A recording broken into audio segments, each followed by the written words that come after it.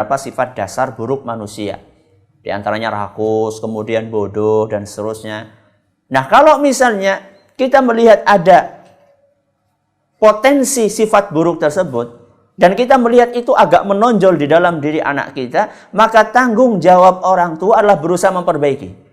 Dan tidak boleh ada alasan, aki wis gawan bayi. Gak boleh seperti itu.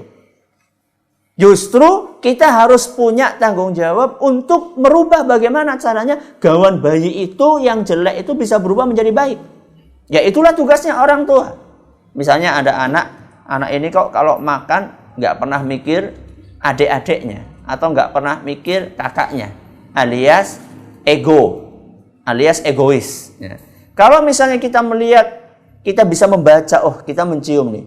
Anak kita ini kalau makan nggak pernah ingat adiknya, atau nggak pernah ingat kakaknya, atau nggak pernah ingat saudaranya. Oh ini perilaku yang jelek. Kalau misalnya kita sudah mencium adanya bau seperti itu, maka kita sebagai orang tua setelah kita bisa mendeteksi adanya perilaku buruk benih-benih itu, maka jangan biarkan benih itu akan semakin besar.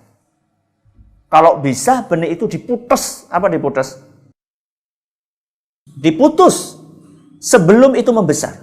Itulah tugasnya orang tua. Jadi ketika kita melihat ada orang tua, ketika orang tua melihat ada anak yang punya potensi perilaku buruk, dia punya sifat kayak tadi misalnya egois, maka kita sebagai orang tua harus berusaha untuk mengkikis sifat itu sedikit demi sedikit.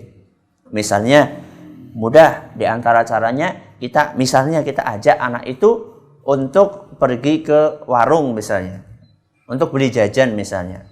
Ayo nak beli jajan. Dia milih. Ternyata dia ngambil cuma satu jajan. Kita tanya, loh buat adik mana? Buat adik mana? Ah, dia mulai dilatih. Oh iya, ternyata saya ini hidup di rumah ada adik.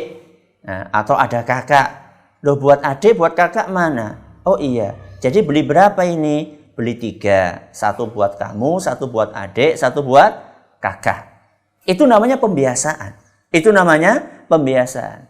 Kalau misalnya kita melihat kok anak ini agak tergesa-gesa atau gampang emosi,